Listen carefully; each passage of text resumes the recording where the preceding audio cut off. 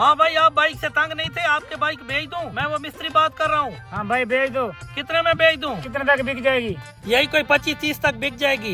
यार ये 25-30 तो कम है, 35 तक बेच दो। चलो ठीक है, मैं कोशिश करता हूँ। 50 का इसको दे दूंगा, 35 मालिक का, 15 मेरा। हाँ भाई, आपको ये बाइक फाइनल 55,000 में मिलेगी। ना ना मिस्त्री साहब, 55,000 बहुत ज्यादा है, 50 की डन करो। चलो ठीक है। सबर, मैं पहले चेक तो कर लूं। चलो ठीक है, कर लो।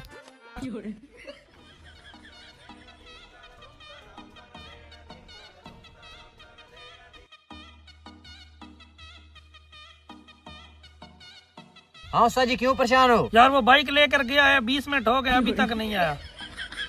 सर जी टेंशन ना लो, आ जाएगा। हाँ भाई मिस्त्री, बैग बिक गई। हाँ जी, बेच दी। वाह क्या बात है, लाओ फिर निकालो पैसे। भाई वो चेक करने गया है, 20 मिनट हो गए, वो आएगा तो पैसे दे देगा। अबे उल्लू के बटे, 20 मिनट हो गया, उसको चूना लगा गया।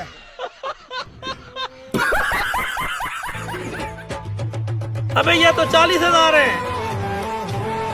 मेरे पैसे लालच के चक्कर में मैं तो बर्बाद हो गया।